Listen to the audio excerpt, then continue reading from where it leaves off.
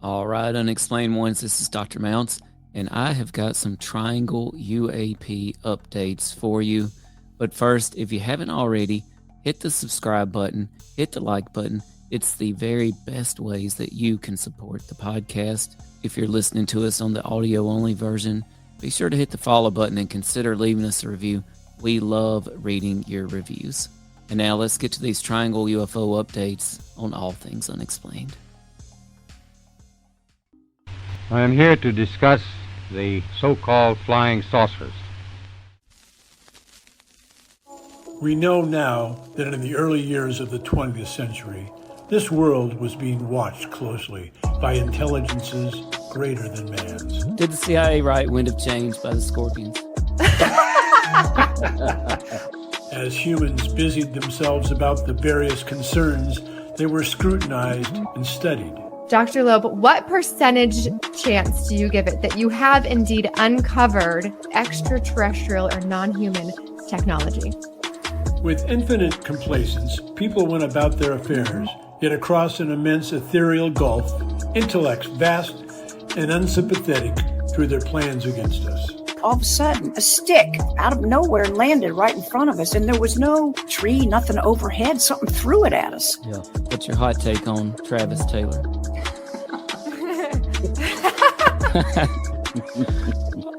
I've got an exclusive for you guys if you want it about the Alaska. We do.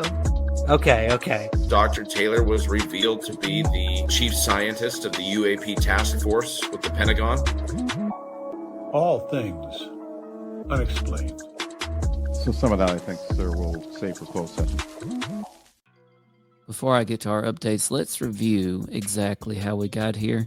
And it all started on Star Talk Radio with celebrity scientist Neil deGrasse Tyson, who had special guest, the director of AARO, the All-Domain Anomalous Resolution Office, John Kozlowski on. Kozlowski discussed triangle UFOs with Neil deGrasse Tyson, and here's what he had to say. There are a few triangles that have been seen by local law enforcement. Very, very black triangle, triangular prism. So it looks like a pie slice, hovering about the size of a Prius, about 40 to 60 meters away. So as the officer was driving up to investigate underneath a glowing orb, which I'll get to those in a second, he slammed on his brakes, and this thing the size of a Prius, blacker than black, reared up 45 degrees and then shot up into the sky faster than anything he'd ever seen. Mm-hmm. And as it was leaving his sight, it shot out red and blue fireworks, flares, so bright it lit up the inside of his vehicle. He didn't see any propulsion, no wind, didn't hear anything over the sound of his own vehicle. So there have been cases, triangles, there have been cases of large orbs seen hovering. In that same region of the country, a couple law enforcement officers had seen glowing orbs a few hundred feet above the ground, a few miles away.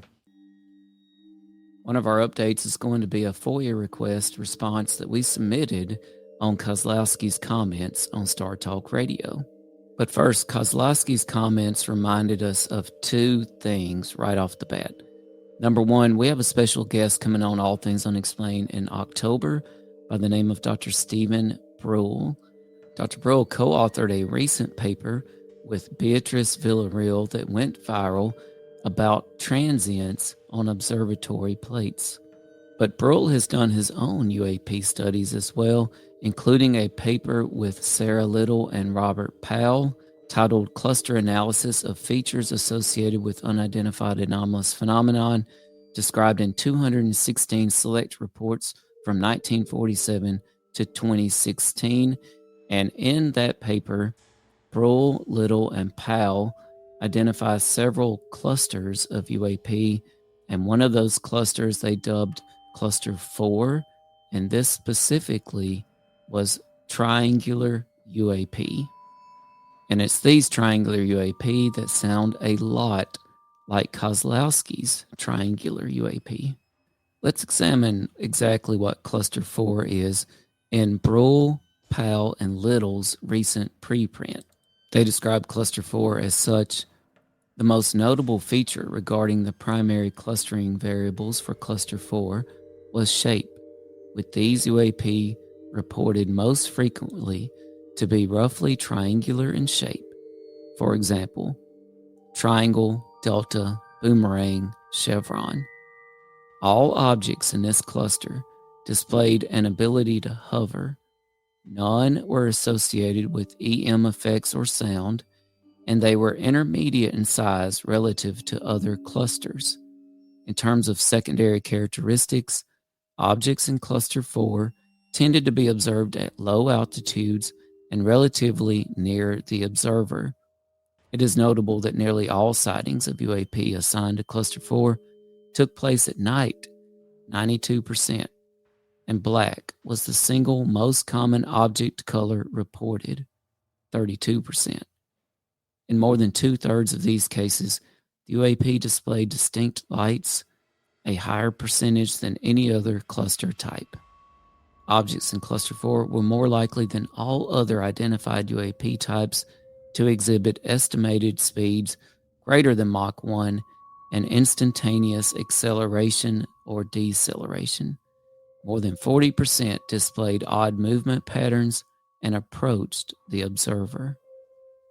In terms of hovering, the paper notes, consistent with the manual analysis conducted by Powell, reports of objects roughly triangular in shape began to appear significantly more recently than reports of objects in nearly all other clusters. That prior work had also noted the association between triangular-shaped objects and distinct red and white lighting patterns. Objects assigned statistically to the cluster comprising the highest percentage of roughly triangular objects in the current work were significantly more likely than objects in all other clusters, except Cluster 7, to exhibit distinct lighting patterns, and these were most often reported to be red and white in color. Results of Powell suggested that while hovering could be observed in objects of any shape, this feature was most common in triangular objects. Results of our cluster analysis differ somewhat from this conclusion. While objects in the cluster comprising the highest percentage of truly triangular UAP were in fact all noted to display hovering, we also identified a cluster consisting entirely of disk or spherical objects that also all exhibited hovering. Thus, a statistical approach to identifying UAP types based on multiple features suggests that hovering may be linked to both distinct disk, spherical, and triangular shapes. In terms of EM, that is electromagnetic effects, Powell concluded that triangle-shaped UAP do not exhibit EM effects. Our findings that the cluster comprising the highest percentage of triangular-shaped UAP, also known as Cluster 4, did not exhibit EM effects would be consistent with this prior work. However, our results suggested that UAP exhibiting EM effects reflected a distinct group of UAP reports rather than simply being a characteristic associated with a single shape. Nonetheless, as in this prior work, examination of object shapes in Cluster 6 suggested that disk or spheres were the most common shape associated with EM effects. As noted in the results, 97% of UAP exhibiting EM effects were reported to be within 2,000 feet or less from the observer.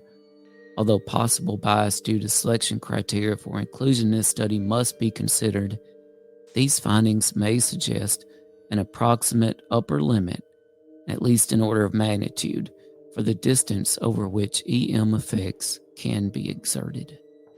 Their preprint also said in terms of light colors, in 10 of 26 of nighttime sightings of roughly triangular UAP, that's Cluster 4, the objects displayed both red and white lights simultaneously. Beyond red and white, blue or purple was the most common color of distinct lights. And remember, Kozlowski said that law enforcement encountered these triangular UAP which emitted red and blue lights. And then finally, and this is really interesting, when examined at the level of individual UAP reports, 32.9% of the objects assigned to clusters 1 and 4 hovered silently, but also displayed either instant acceleration or deceleration or speeds greater than Mach 1. The extreme kinematic range reported in many UAP reports assigned to these clusters and the total absence of any sound suggests that these flight characteristics are not likely achieved via traditional aircraft propulsion methods. Wow. Want to be a real part of the show? One of the best ways you can support us is by visiting our official store. All you have to do is head over to unexplainedswag.com. There you can pick up podcast t-shirts, podcast hoodies, coffee mugs, and lots more, including our best-selling UFO t-shirt and UAP t-shirt. Just head over to unexplainedswag.com. You can also get to the store from our main website, allthingsunexplained.com, and from wherever you're listening or watching to us at. Dr. Bruhl and Beatrice Villarreal recently wrote a paper released July 25th, 2025, titled Some Transients in the Palomar Observatory Sky Survey, also known as POSS-1, may be associated with above-ground nuclear testing and reports of unidentified anomalous phenomena, and this particular preprint went viral. Dr. Bruhl also recommended another triangular UAP expert to us by the name of David Marler. David is the executive director of the National UFO Historical Record Center. As we said on our last episode, we reached out to David for a comment, and he did send us a comment. And that is another update we have for you. But first, continuing with our review, Villarreal also has other papers on these transients that appear in observatory plates. One of those papers was co-authored by a scientist by the name of Andruk. What we noticed about Andruk was he works for the main astronomical observatory of the NAS of Ukraine, and that observatory was familiar to All Things Unexplained. And it's really interesting how that observatory is familiar to us, because the second thing that Kozlowski's comments on Star Talk Radio reminded us of was this Ukrainian study on UAP, a study from October of 2022. This Ukrainian study discussed two types of UAPs that they identified, and they called them cosmics and phantoms. The cosmics were very bright UAP, but the phantoms they described similarly to how Kozlowski described triangular UAP as being very, very dark or black. So black, as a matter of fact, that they actually absorbed the light around them. Now, this study also kind of went viral when it came out, and we thought, wow, this is a tremendous study.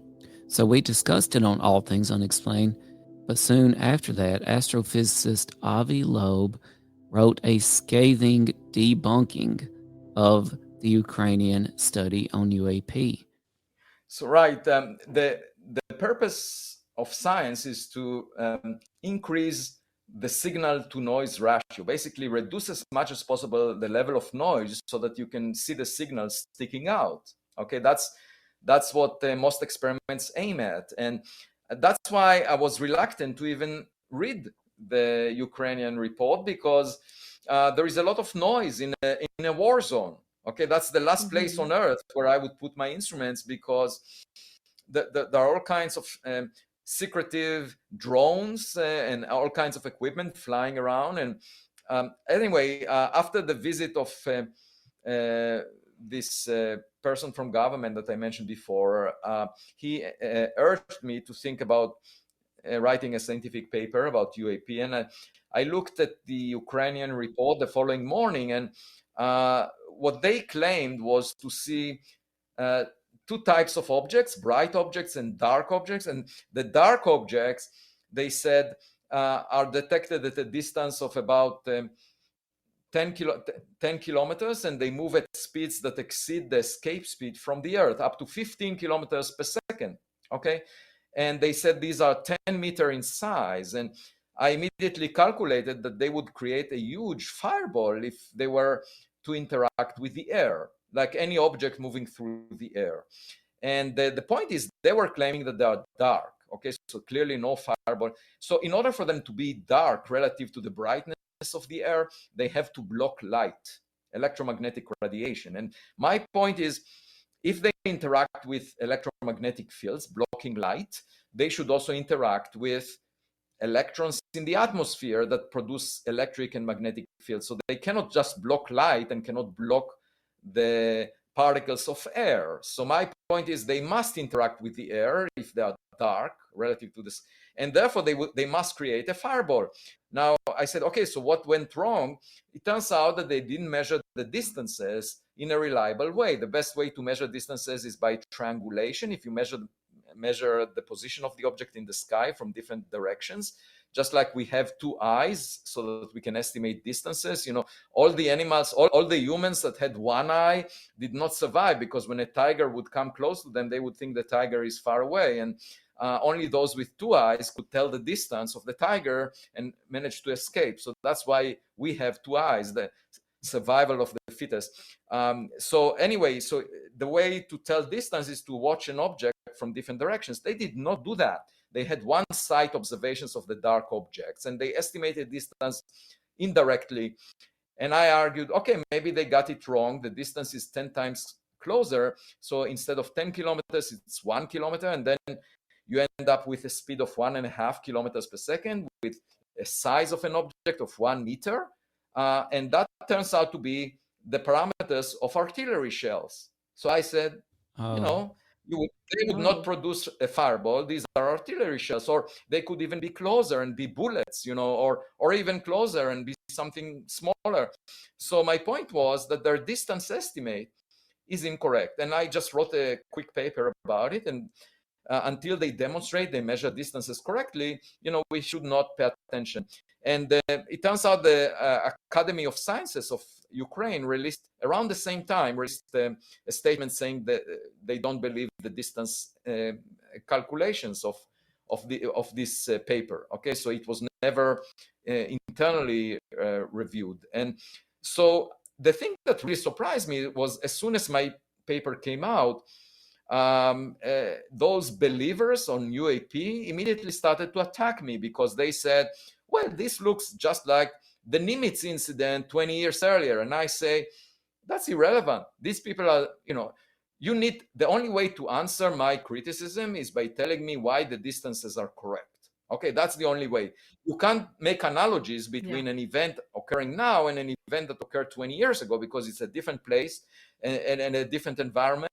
This is a war zone. The Nimitz was not a war zone. So in order to eliminate all the possible objects that are flying around, such as drones, artillery shells, bullets, in order to eliminate them from being possible contributors to what these people reported, you have to tell me why the distance estimate is correct. And that's the only way to, but it showed to me that, by trying to maintain common sense, I get attacked from both directions. About Oumuamua, I get attacked by the mainstream of scientists. Right. And about the Ukrainian report, I get attacked by those believers that are not really paying attention to scientific details. And that shows to me why it's so difficult to maintain common sense in the current environment, that is very polarized on any subject. But I don't care about both extremes. I think, we should follow the scientific method and figure it out. Avi shredded their mathematics and everything else about the paper so thoroughly that the paper was disavowed by the actual observatory itself. Here's a statement from the observatory about that. The relevant Kiev Observatory issued a statement that confirms Loeb's conclusion. Accordingly, the sightings were made in the observatory's test mode during a planned meteor observation, and the results were not discussed or reviewed with the observatory. Due to the media uproar, the observatory convened a seminar on the case on September 15th, at which the following important conclusions were reached. The observations of Zielow and his colleagues are original, but the processing and interpretation of the results was done at an inadequate scientific level and with significant errors in determining the distance of the observed objects. Also, the dates of the sightings are missing from the article. The authors do not indicate which events were observed from two locations simultaneously. The authors do not provide arguments that the observed UAPs may include natural phenomena or artificial objects of terrestrial origin. Instead of a critical analysis of the observations, the authors postulate unjustified conclusions about the characteristics of the observed objects as UAPs. The MAO Academic Council of NASU believes that the above-mentioned ZLF's conclusion was hasty and did not meet the professional requirements for publishing the results of scientific research. Interestingly, Dr. Loeb wrote this rebuttal of the Ukrainian study that involved these very, very black UAP after a visit to his home by the then director of AARO, Sean Kirkpatrick. Kirkpatrick and Loeb then went on to write their own paper about UAP, a paper which also talked about gigantic alien motherships and the possibility that they were seeding Earth with probes.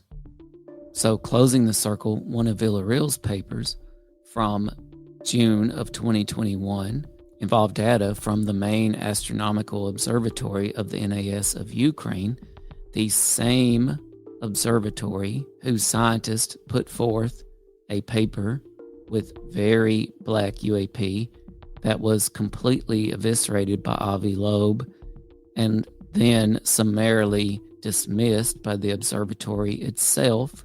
And Villarreal and Avi Loeb just happen to be connected through the Galileo project.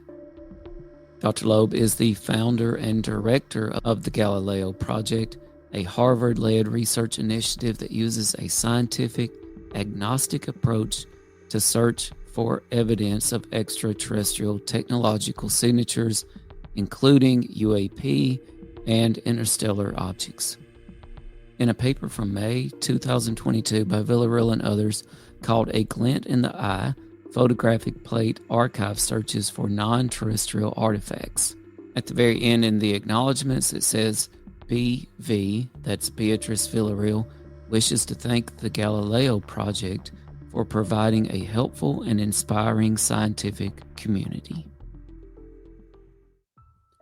And now let's get to our updates. First off, we submitted a FOIA request for information on the things that Dr. Kozlowski was talking about on Star Talk Radio, especially about these triangular craft. We received an interesting response already from the Department of Defense, Office of the Secretary of Defense, Joint Staff, Freedom of Information Office. Here's what they had to tell us. Although we have already begun processing your request, we will not be able to respond within the FOIA's 20-day statutory time period, as there are unusual circumstances which impact our ability to quickly process your request. The FOIA defines unusual circumstances as A, the need to search for and collect records from a facility geographically separated from this office. B, the potential volume of records responsive to your request. And C, the need for consultation with one or more other agencies or DoD components having a substantial interest in either the determination or the subject matter of the records. At least one, if not more, of these scenarios applies or would likely apply to your request. While this office handles FOIA requests for OSD, JS, and other component offices, we do not actually hold their records, and our office is not geographically located with these organizations. As we do not hold the records until the required record searches are complete, we are unable to estimate the potential volume of records or the number of consultations that will be required to make a release determination. The response goes on to say, your request has been placed in our complex processing queue and is being worked based on the order in which the request was received. Our current administrative workload is approximately 3,409 open requests. So how long will it take to hear back about Kozlowski's comments on Star Talk Radio? the triangle UAP that were encountered by law enforcement officers, the orbs that were in the vicinity. Your guess is as good as ours. And our second update comes from David Marler, Executive Director of the National UFO Historical Records Center. Dr. Bruhl recommended David Marler to us as the utmost authority on triangular UAP. And David had some very interesting comments for us. He said, over the course of the last year, I have had ongoing dialogue with AARO.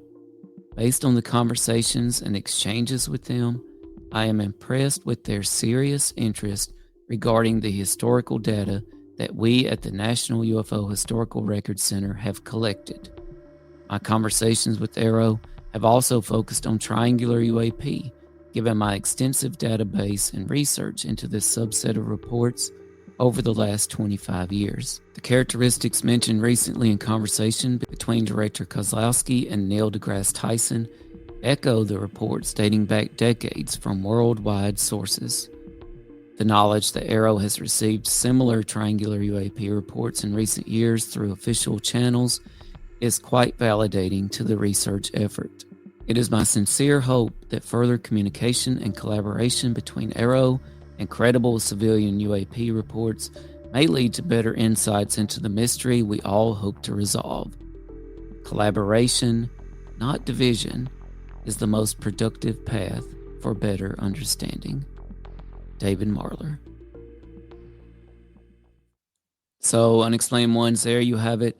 We completed a really interesting circle here on triangle UAPs. A circle that started with Kozlowski on Star Talk Radio with Neil deGrasse Tyson. It reminded us of Dr. Bruhl's Cluster 4 triangles. Dr. Bruhl, of course, is coming on All Things Unexplained in October. It also reminded us of this Ukrainian study, which went viral, and talked about very black phantoms.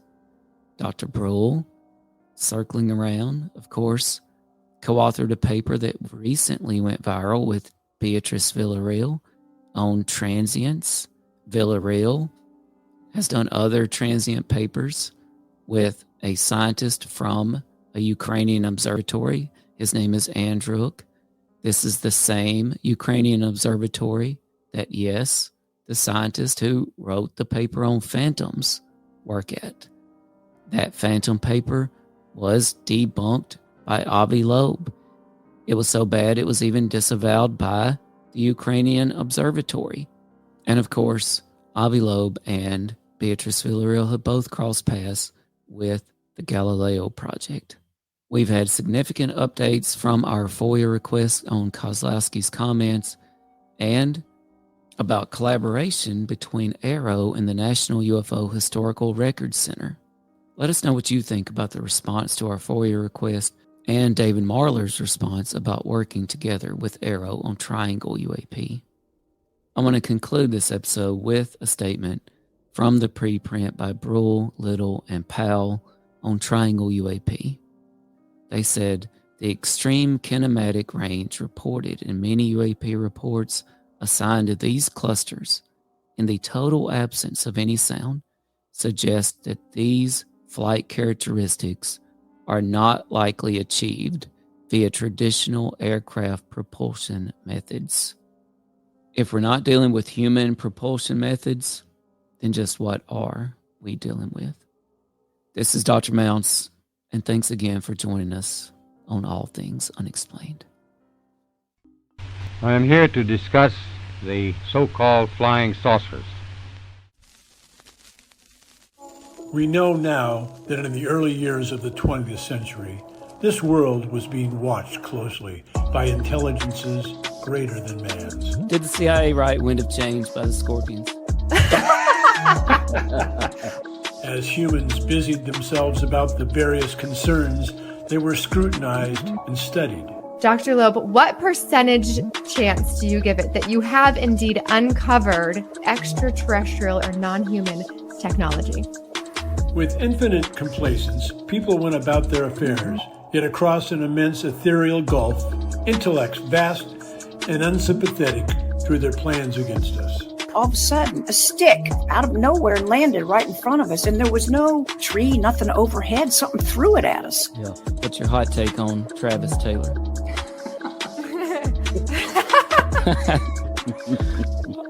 I've got an exclusive for you guys if you want it about the Alaska. We do. Okay. Dr. Taylor was revealed to be the chief scientist of the UAP task force with the Pentagon. All Things Unexplained. So some of that, I think, sir, we'll save for closed session.